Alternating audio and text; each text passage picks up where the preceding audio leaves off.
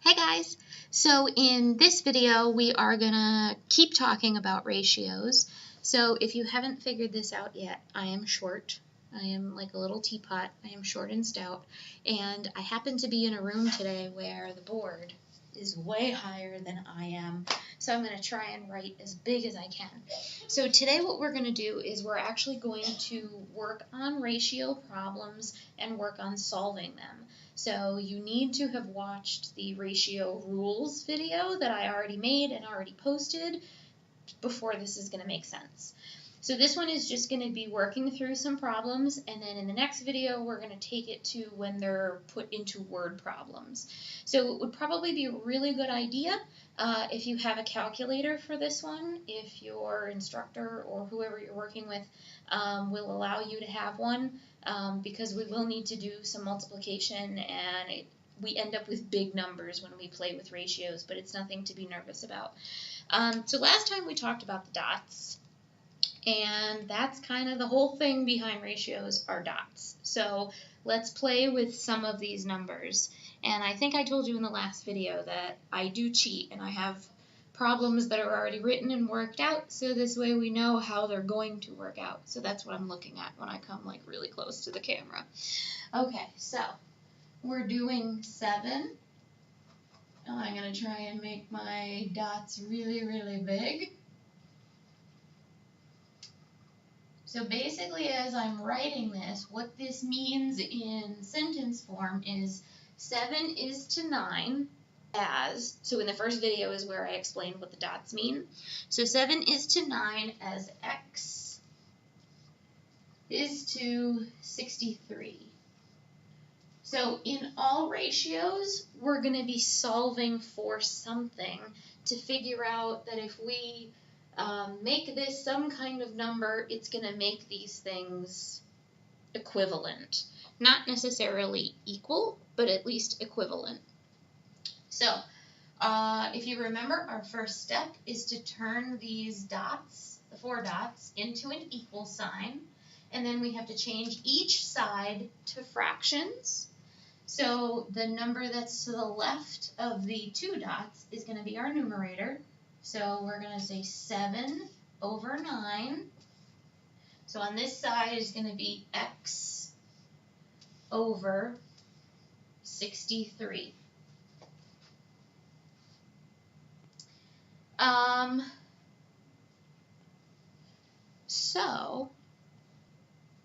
So what we're going to do when we have an equal sign in between our fractions is that we're going to cross multiply. So that means we're going to go from opposite corner to opposite corner. So we multiply this way, and then we multiply this way. And this is where the calculator comes in, because if you can do 7 times 63 in your head really, really quickly, I am so unbelievably proud of you. And if you can't, that's fine. I'm still proud of you anyway. So when we go this way, 9 times x. So anytime we have this is called a variable. Anytime we have a variable and we're multiplying a number by a letter, it just turns into 9x equals, and then 63 times 7 is 441. So now we know what 9 of these whatevers equal. If an x freaks you out, write a question mark. So to figure out what just one x is, we take our big number, our 441, we put that in the calculator first, and then we divide with whatever number is in front of our variable. So x equals 49. And that's the answer to our problem. So 7 is to 9 as 49 is to 63. So basically, if this were multiplied by 7 and this were multiplied by 7, you would end up with 49 and 63, is the point kind of behind this whole ratio thing. So there is something, I may have shown you this in the other video, but just in case I didn't, or even if I did, let me just reinforce this. There is something that you can use that's kind of a calculator trick.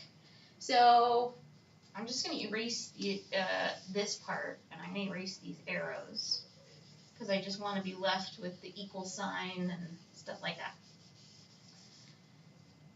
So with every ratio that you're going to do, you're going to have something that you don't know. So to make this a little bit easier and cut out that middle step of the 9x equals 455 thing, what you do is see how this kind of makes a triangle?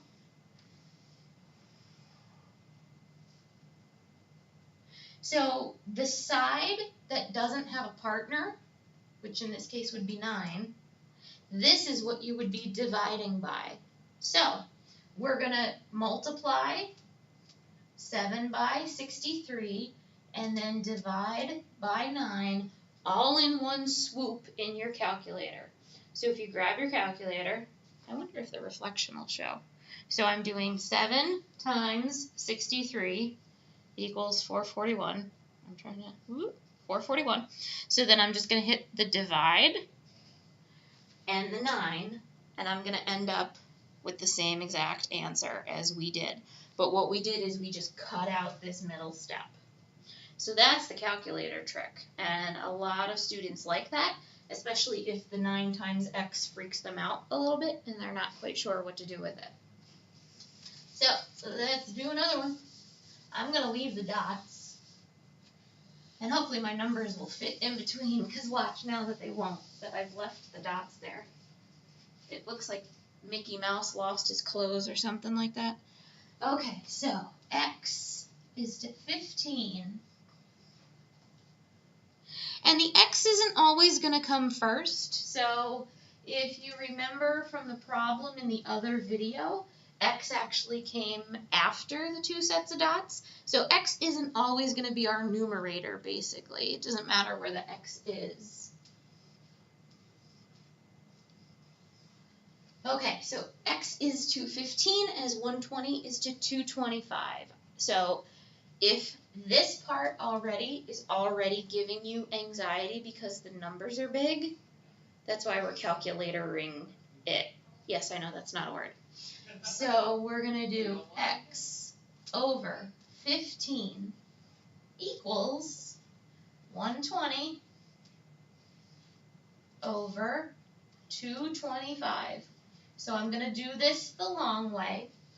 If you're going to do the calculator trick, I hope you get the same exact answer, and if you don't, after I do the long way, I'll show you the calculator trick also, so just in case you get the calculator trick wrong. So we're going to do opposite sides, and the equal sign is just going to come down. Most people, when they learn algebra, they have a tendency, and this is considered algebra, they have a tendency to put whatever x is on the left. It honestly doesn't matter. When you have an equal sign, you can flip-flop these. So it's not like addition or subtraction where it matters what's on the left and what's on the right.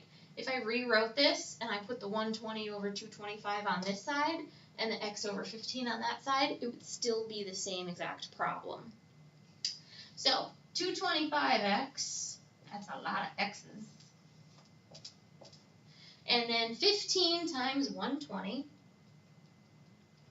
is 1,800. Or 1,800, depending on how you read your numbers. So to figure out what just one x is, we're going to take the big number and put that in the calculator first. So 1,800 divided by 225 is going to be 8. So if you did the calculator trick, you are going to multiply this way. You're going to multiply this way because we have partners on this side. And then you're going to divide by the 225 because that doesn't have a match or it doesn't have a partner. So 120 times 15. Ooh. Can you see the glare is weird and I'm trying to do this and see the buttons? So it's equal to 1,800, which is what we got anyway. And then I just hit the divide button, and I'm going to divide by 225, and I'm going to get 8. So that's how you can do the calculator trick and essentially just skip this step altogether. It really doesn't matter which you use. It just depends on what you're comfortable with, and it's fine. If you're not comfortable with the calculator trick, it's completely okay.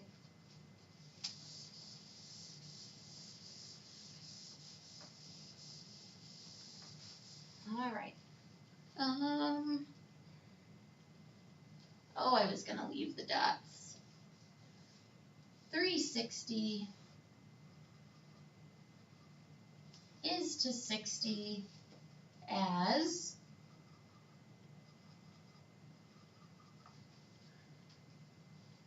6 is to x. So this is an example where the x does not come first, and it doesn't always have to.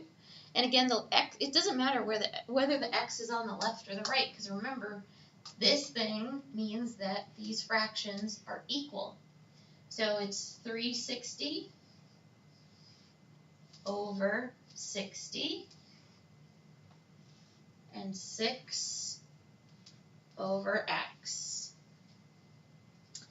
Okay, so the long way, 360, x equals 6 times 60 is 3,600. No, 360. So x is going to equal 1. So if you did the calculator trick, you would have done 6 times 60 divided by 360, and you would have gotten a 1 with the calculator trick. Now, can you reduce this and make the multiplication a little bit easier? Because some of you might be looking at this and be like, wait a minute, both of these numbers end in 0, so I could cancel them out. Can I reduce this fraction? Because this fraction would, if we divided by 6, would be 6 over 1. Will we get the same answer? If we did that, I'm just going to erase, like, kind of replace this.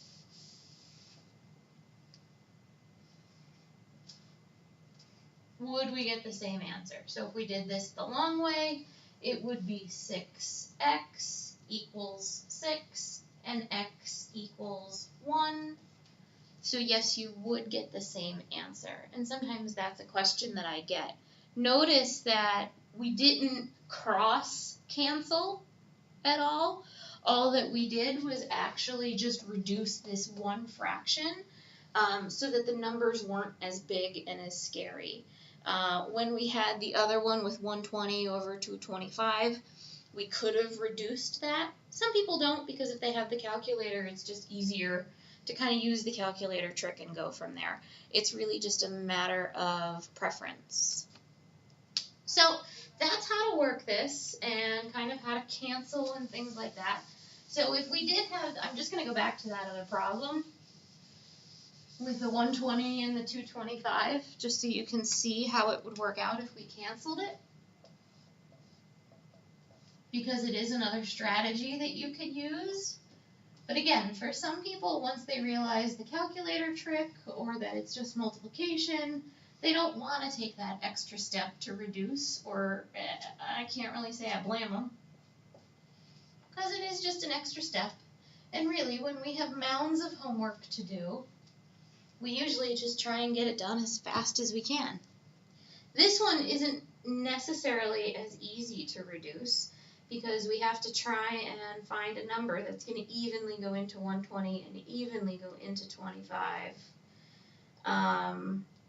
So this is going to take us a little bit longer to keep reducing. If we split it in half, that won't work because the bottom number won't be split in half.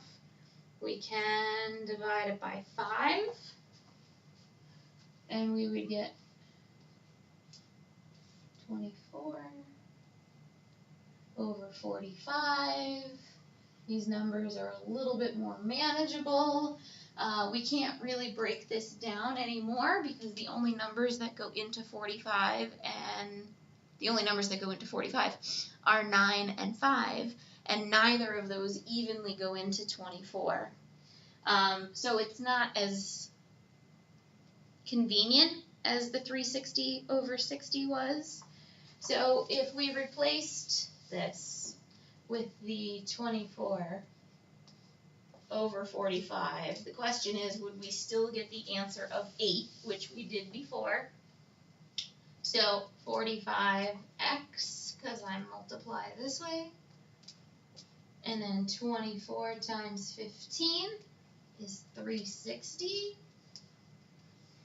360 divided by 45 is 8. So we would still get the same answer. But obviously this and reducing this took us a little bit longer. So whether you want to reduce or not, if you can, that's just a matter of personal preference. Honestly, what I see most people do is they put it into the fractions, they use the calculator trick, and then they move on. Really, the worst part of ratios is getting past the fear of the dots. So once you can get past the fear of the dots, you're usually good. Okay, so the next video we're going to do is when these dots turn into word problems and how to work through them. So I have a couple word problems up my sleeve, and we'll go through those. All right, I'll see you later.